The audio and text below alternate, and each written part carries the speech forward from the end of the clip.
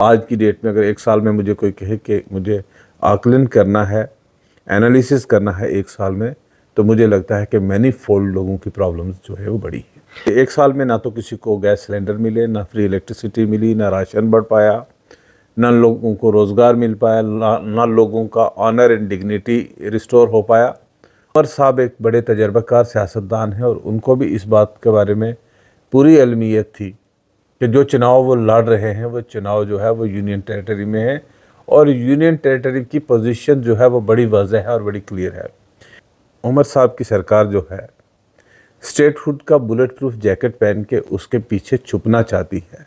जब भी उनसे पानी मांगो वो स्टेटहुड की बात करते हैं, बिजली मांगो स्टेटहुड की बात करते हैं, डेली वेजर्स को रेगुलराइजेशन की बात करो तो स्टेटहुड की बात करते हैं। यहाँ मुझे बताइए, जब आप स्कूल टीचर देना है तो उसके लिए क्या स्टेट चाहिए? आपको पैरामेडिकल स्टाफ देना उसके लिए क्या स्टेट चाहिए? आपको हॉस्पिटल में डॉक्टर नहीं है, हॉस्पिटल में एकेडमिक अरेंजमेंट पे रजौरी मेडिकल कॉलेज है, एक साल से एकेडमिक अरेंजमेंट्स पे पोस्टें खाली पड़ी हैं, आप वहाँ एकेडमिक अरेंजमेंट पे टीचर नहीं लगाते हो, उसके लिए क्या स्टेट चाहिए? जब आपको अपने एमएलएज के लिए लग्जरीज गाड़ियाँ खरीदनी थी तब आपके पास कुछ नहीं, कोई किसी ने आपके हाथ नहीं बांधे थे। जब आपको अपने एमएलएज का सीडीएफ 4 करोड़ करना था तब आपके हाथ किसी ने नहीं बांधे।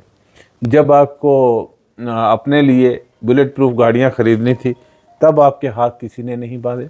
आपकी नीयत में खोट है, आप करना नहीं चाहते और आप सारा का सारा दोष जो है वो राजभवन पे ठोसना चाहते हो, जबकि आपके पास आपके पावर्स, एनफ पावर्स जो हैं वो आपके पास हैं।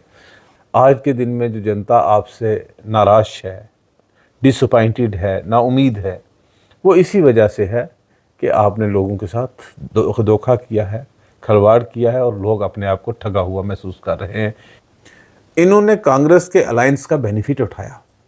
मैं ये विद अथॉरिटी कह सकता हूँ कि नेशनल कॉन्फ्रेंस को मिनिमम 10 से 12 सीट्स का फ़ायदा मिला कांग्रेस के साथ इलेक्शन में अलायंस करके। नमस्कार, संवाद के एक नए अंक में एक बार फिर आप सभी का स्वागत है। जम्मू कश्मीर केंद्र शासित प्रदेश के लिए आज का दिन एक अहम दिन है। आज 16 अक्टूबर है और आज से एक साल पहले इसी दिन जम्मू कश्मीर केंद्र शासित प्रदेश के पहले मुख्यमंत्री उमर अब्दुल्ला बने थे और जिन वायदों को लेकर एक मैसिव मैंडेट नेशनल कॉन्फ्रेंस को श्रीनगर में मिला था और कहीं ना कहीं लोग कह रहे हैं कि अब ब्रोकन प्रोमिसेस उन मैंडेट को लेकर नेशनल कॉन्फ्रेंस काम करती नजर आई है। और इसके साथ साथ जम्मू कश्मीर में राजनीतिक गलियारों में गर्माहट, राज्यसभा इलेक्शंस और 2 विधानसभा के बाई इलेक्शंस को लेकर सरगर्मियां बढ़ती हुई नजर आ रही हैं। भारतीय जनता पार्टी लगातार जनहित मुद्दों को उठा रही है और खासकर जो इलेक्शंस हैं उनको लेकर अपनी तैयारियां करके बैठी हैं और जम्मू कश्मीर में राजनीतिक जो सरगर्मी है किस ओर इशारा कर रही हैं, इन सब मुद्दों पर बात करने के लिए हमारे साथ जुड़ चुके हैं भारतीय जनता पार्टी के वरिष्ठ नेता, फॉर्मर मिनिस्टर और भारतीय जनता पार्टी के वाइस प्रेसिडेंट चौधरी जुल्फकार। स्वागत है सर आपका। Thank you. तो साहब, सबसे पहले एक साल आज उमर सरकार का पूरा हो चुका है और जिन पोल प्रोमिसेस को लेकर जो उनके मैनिफेस्टो में थे, आज लोग कहीं ना कहीं ठगा हुआ महसूस कर रहे हैं, क्या कहेंगे? देखिए, सितंबर अक्टूबर में पिछले साल इलेक्शन हुए और आज 16 अक्टूबर को जम्मू कश्मीर यूनियन टेरिटरी में एक सरकार बनी। नेशनल कॉन्फ्रेंस को एक काफ़ी डिसिसिवली मैंडेट मिला। हालांकि बहुत सारे नामवर चेहरे जो थे वो इलेक्शन हार गए। नेशनल कॉन्फ्रेंस ने और नेशनल कॉन्फ्रेंस अलायंस ने लोगों के साथ प्रोमिसेस किए, वादे किए, अपना मैनिफेस्टो दिया। 12 गैस सिलेंडर फ्री देने का वादा किया, फ्रीबीज बहुत सारे बांटने की बातें की, फ्री इलेक्ट्रिसिटी देने की बात की, लोगों के पेंशन बढ़ाने की बात की, 1 लाख बेरोज़गार नौजवानों को रोज़गार देने की बात की और सबसे बड़ी बात उन्होंने लोगों को ये कहा कि हम आपका ऑनर, डिग्निटी को रिस्टोर करेंगे। आपका ऑनर, आपकी डिग्निटी जो है वो एरोड हुई है, उसका एरोजन हुआ है, हम उस ऑनर एंड डिग्निटी को रिस्टोर करेंगे। हम तो एक्सपेक्ट कर रहे थे कि एक साल में हमने आज तक ये मुद्दे नहीं उठाए, लेकिन हम एक्सपेक्ट कर रहे थे कि आप लोगों को जिन मुद्दों पे लोगों के बीच में जाते हो चुनाव में, आप उन मुद्दों को लेके आज लोगों के बीच में अपना रिपोर्ट कार्ड लेके आए। 5 साल का कार्यकाल है सरकार का और 1 साल का कार्यकाल ख़त्म हो गया है। लास्ट ईयर इलेक्शन ईयर है। अब इनने प्रैक्टिकल वे उनके पास सिर्फ 3 साल है।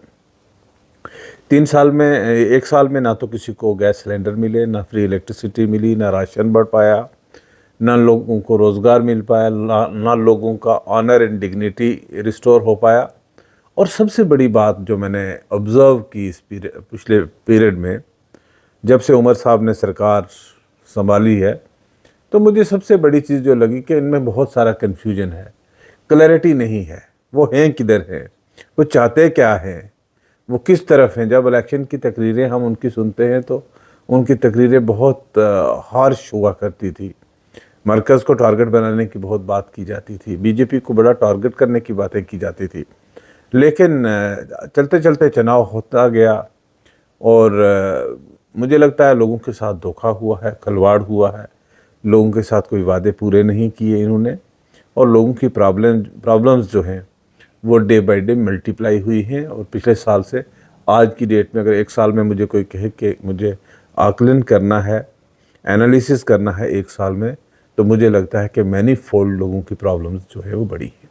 अच्छा, जब लगातार नेशनल कॉन्फ्रेंस और उनके नेताओं, खासकर जो उनकी काबीना के मंत्री हैं, डिप्टी सीएम हैं, वो लगातार वोकल होकर ही बोलते हैं कि हमारे हाथ बंधे हुए हैं, फाइलें एलजी ऑफिस में दबी हुई हैं, बीजेपी के इशारे पर काम रोके जा रहे हैं।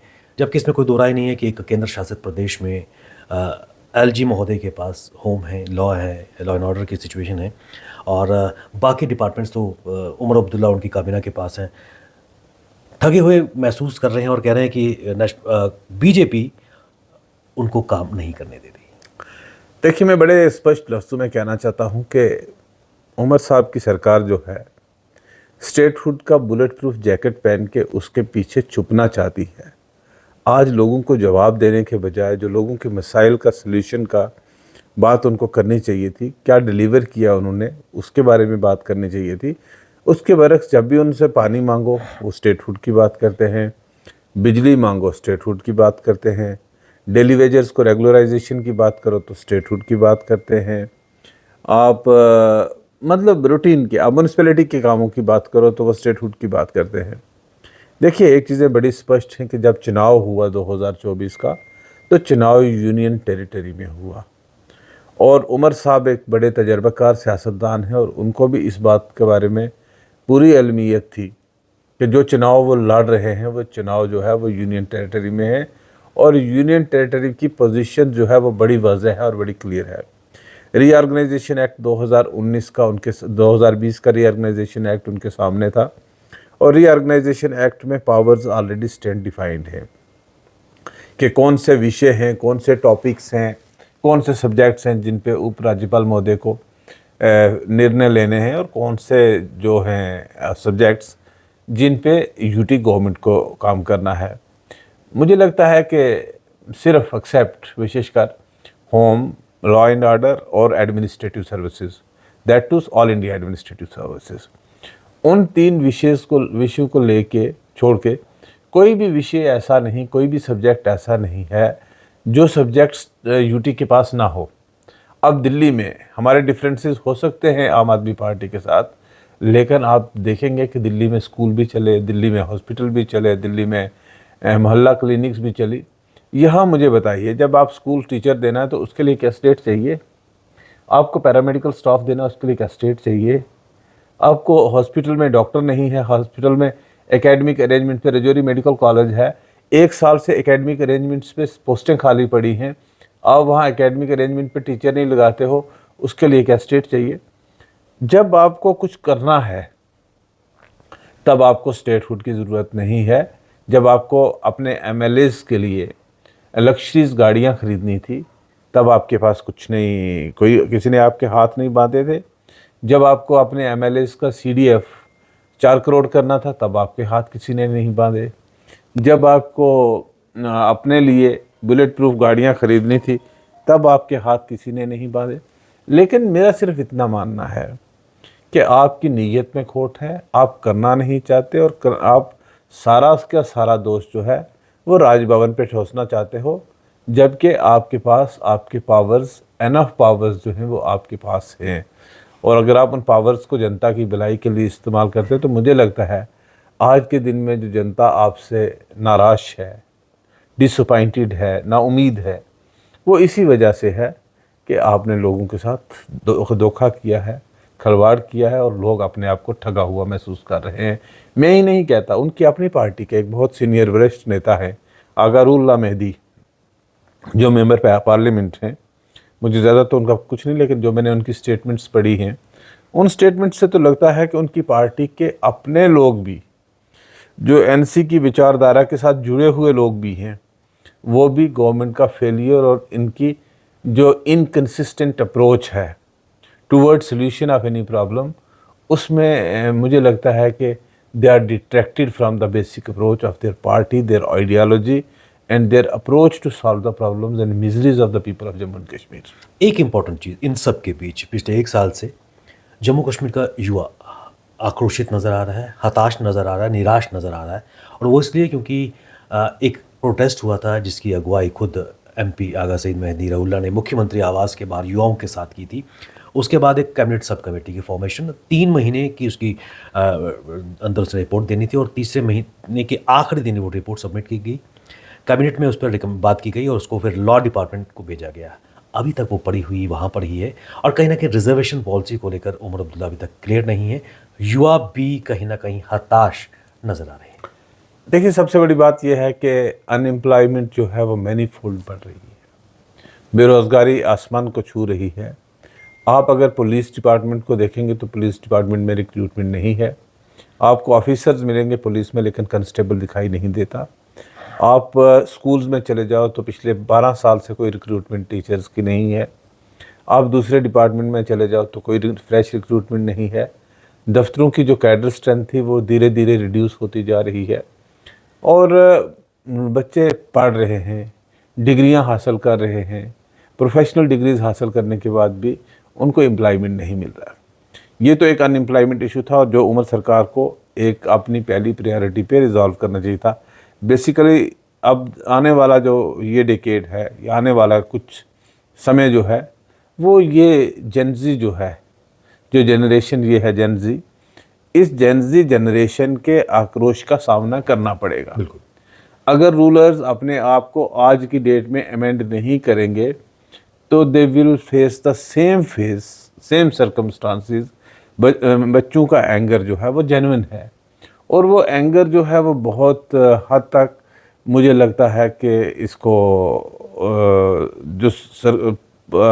लोग इस पे हैं, क्या कहूँ मैं, इसका इस्टेब्लिशमेंट्स में है, उनको उनका एंगर फेस करना पड़ेगा।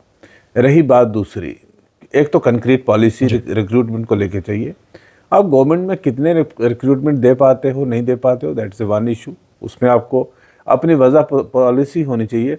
आपका एजुकेशन निज़ाम वैसा ही डिज़ाइन होना चाहिए कि बच्चा अगर यहाँ डिग्री हासिल कर रहा है तो डिग्री हासिल करने के बाद what will be his fit. आप स्किल डेवलपमेंट की तरफ कितना जा रहे हो। हमारे पास तो यहाँ प्लम्बर भी तो बिहार से आ रहा है, हमारे पास इलेक्ट्रिशियन भी यहाँ उड़ीसा से आता है, तो हमें स्किल की तरफ कितना जा रहे हैं। वन सेकंड, जो रिजर्वेशन की बात है, देखिए रिजर्वेशन के बारे में मेरा बड़ा स्पष्ट व्यू है कि इसमें नेशनल कॉन्फ्रेंस गवर्नमेंट को अपनी पोजीशन को क्लियर करना चाहिए, whether they are for reservation और they are against. I think एक जो उमर साहब की सरकार है, it's in between, neither they are against reservation nor they are against this open category, वो बीच में है। उनको अपने पोजीशन को स्पष्ट करना चाहिए, और जिसका हक जो है उसको वो मिलना चाहिए। देखिए रिजर्वेशन जो है, रिजर्वेशन जो समाजी तौर पे पसमानदा तबका जात हैं, चाहे वो शेड्यूल कास्ट है, शेड्यूल ट्राइब है, बैकवर्ड क्लासेस हैं, लाइन ऑफ एक्चुअल कंट्रोल पे रहने वाले लोग हैं, विकलांग हैं, स्पोर्ट्स कैटेगरी है, it's matter of rights. And I can से with authority that reservation is not at all a charity, and anybody who feels that it's a charity वो उसकी गलत फहमी होगी। लेकिन कन्फ्यूजन है। इलेक्शन में इन्होंने कहा हम रिजर्वेशन को रिड्यूस करेंगे, इलेक्शन के बाद इन्होंने एक कैबिनेट सब कमेटी बनाई, इन्होंने ओपन कैटेगरी के कैंडिडेट्स को भी धोखा दिया। उनके साथ क्लियर कट पोजीशन बनानी चाहिए थी कि भाई प्रोपोर्शनेटली आपको इतना मिल सकता है, रिजर्व कैटेगरी को इतना मिल सकता है, और लोगों में जब कन्फ्यूजन आप क्रिएट करोगे और उसका जो रिजल्ट होगा वो फिर जेनजी नेपाल जैसा रिजल्ट सामने आता है। एक महत्वपूर्ण चीज़, राज्यसभा की सीटों को लेकर 24 अक्टूबर को मतदान की प्रक्रिया है। ऐसे में जो एक प्री पोल अलायंस जहाँ पर देखने को मिला था कांग्रेस और नेशनल कॉन्फ्रेंस के बीच, लग रहा है कि वो भी एक डेड एंड तक पहुंचता हुआ नजर आ रहा है, जिस तरह से कांग्रेस को सेफ सीट नहीं दी गई। क्या कहेंगे? देखिए, the history of this political parties always कि इन्होंने धोखा किया है। They remain loyal to none from very beginning, from inception of this state, from the independence till date. Their stand always remain diluted either here or there, but कुल मिला के मैं यही कहूँगा कि इन्होंने कांग्रेस के बलबूते पे इलेक्शन लड़ा। इन्होंने इंडिया अलायंस का हिस्सा बन के अपने आप को एक सेकुलर फेस समझ हुआ। देखिए, मेरा एक पॉलिटिकल एक्सपीरियंस है, मैं इलेक्टोरल पॉलिटिक्स से आता हूँ, और कांग्रेस के साथ अलायंस का मतलब जो था, जो लोगों को लगा कि one side is right wing and another side is the secular forces, इन्होंने कांग्रेस के अलायंस का बेनिफिट उठाया। मैं ये विद अथॉरिटी कह सकता हूँ कि नेशनल कॉन्फ्रेंस को मिनिमम 10 से 12 सीट्स का फ़ायदा मिला कांग्रेस के साथ इलेक्शन में अलायंस करके, और कांग्रेस चाहे सीटें जो लूज़ की वो कांग्रेस ने because of the NC's alliance. Otherwise if NC would not have been alliance partner with the Congress in the previous election, our tally might have not reached to 29 in Jammu। तो जो हुआ, जो उमर साहब के अटरेंसेस रहे, उसने जम्मू में एंटी जो नेशनल कॉन्फ्रेंस कंसोलिडेशन थी वो कंसोलिडेट किया, और उसका रिजल्ट कांग्रेस को भुगतना पड़ा। और जब देने की बारी आई, सरकार में उनको नुमाइंदगी नहीं मिली। जब गवर्नमेंट बनी, आप इलेक्शन इकट्ठे लड़ते हो तो हकदार तो वो भी आपके सरकार का हिस्सा बनने के थे। आपने उनको धोखा दिया, आपने उनको सरकार में शामिल नहीं किया। आज राज्यसभा की एक सीट, how far it matters for a regional political party to have 3 or 4 member parliaments, they make no sense that, but for a national political party even 1 member matters a lot।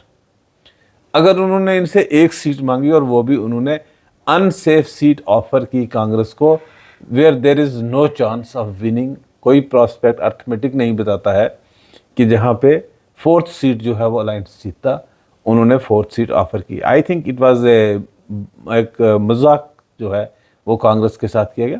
Congress को भी इंट्रोस्पेक्ट करना होगा कि why they are carrying this anti incumbency baggage on their shoulder and how long they will carry it. इसी ज़रूरत में Sajjad Lone people's conference के chairperson ने एक आरोप भी लगाया नेशनल कॉन्फ्रेंस और कहीं ना कहीं भाजपा को भी लपेटे में लेने का प्रयास किया कि उमर अब्दुल्ला 5 अगस्त 2019 से पहले जब दिल्ली गए थे 370, उसके बाद हटा, अभी मैराथन के बहाने दिल्ली गए हैं, तो कहीं ना कहीं बीजेपी की ट्यून्स पे ही इज प्लेइंग, और यही कारण है कि 34 सीट राज्यसभा की कांग्रेस को नहीं दी गई है। देखिए, अब सज्जाद साहब क्या कहते हैं, सज्जाद साहब बड़े लीडर हैं, वो कुछ भी कह सकते हैं, लेकिन मेरा जो एनालिसिस है वो यही है कि उमर साहब का स्टैंड जो इलेक्शन में towards BJP, it's leadership, the prime minister of India, the home minister of India, जो उनके अटरेंसेस रहे हैं, दे आर ऑन रिकॉर्ड। और उसके बाद के क्या उनके अटरेंसेस हैं, that shows what he is. But my concern is that Congress के साथ उन्होंने अच्छा नहीं किया। बाई इलेक्शंस 2 विधानसभा की सीटों के लिए, बड़गाम और नगरोटा, भारतीय जनता पार्टी अपने आप को किस नज़र से देखती है? देखिए, आपको याद होगा कि जब 2024 के इलेक्शन हुए तो नगरोटा विधानसभा से हमारे पार्टी के सीनियर लीडर, बहुत brave and bold leader Devendra Singh Rana ji सबसे हाईएस्ट मार्जिन से वो यहाँ से जीते हैं, और आज उन्हीं की बेटी को यहाँ से टिकट दी गई है भारतीय जनता पार्टी की तरफ से। और मुझे लगता है कि जो रूलिंग अलायंस के कई लोगों का आक्रोश है फॉर देयर अनफुलफिल्ड प्रोमिसेस, उसको लेके मुझे लगता है कि Nagrota is a safe seat for the BJP. As far as Budgam seat is concern, I can say, मुझे नहीं पता है क्योंकि मुझे ज़्यादा दूर है मुझसे, लेकिन मैं इतना कह सकता हूँ कि it is not safe for NC also, क्योंकि उमर साहब पिछली बार उस सीट से जीते थे। This time situation is different. even the person who represented that constituency for a number of times, she openly said that I'm not going to campaign for national conference. तो मुझे लगता है कि बडगाम की सीट भी नेशनल कॉन्फ्रेंस को पास वापस आने का खतरा नजर लगता है। बिल्कुल, चलते चलते क्योंकि जम्मू कश्मीर की राजनीति पे आपकी अच्छी पकड़ है, क्या नेशनल कॉन्फ्रेंस में सब ठीक नहीं चल रहा? क्योंकि मतभेद अंदर से अंदर चलते हुए, सुलगते हुए नजर आ रहे हैं और कई जगह आगा साहब के वक्तव्य भी उसको हवा दे रहे हैं। देखिए, मुझे लगता है कि जो लोगों के बीच में एक फीलिंग है, जो लोगों को लगता है कि अनफुलफिल्ड प्रोमिसेस हैं और एवरीडे एंगर जो है, लोगों को लगता है कि हमारे साथ झूठ बोला गया है और बात बात पे झूठ बोला गया है, उसके चलते हुए उनके आम लोग, उनका कैडर और विशेष करके उनके जो विधायक हैं, उनके बीच में बहुत एंगर जो है वो पनप रहा है, लावा बन रहा है। वो कब फटेगा? Let us hope for the best that nothing should happen like that, but situation is not so conducive for this government. The way they are working, since they are not working sincerely for the people of Jammu and Kashmir, and for that particular purpose for which they have taken the mandate of the people, and that too very decisively, where the people with a very heavyweight political stature people lost the elections with a hope that National Conference is going to return us 370, they will give us 35 है, they are getting us the our honor and dignity restored। मुझे लगता है हर चीज़ पे और हर चीज़ पे इन्होंने compromise किया और जिनको वो गालियाँ देते थे इलेक्शन में, immediately thereafter they offered the flowers and the shawls to them, and I think people lost their hope only on that very day when the gentleman went to Delhi and offered the expensive shawls and flowers to the leaders in Delhi।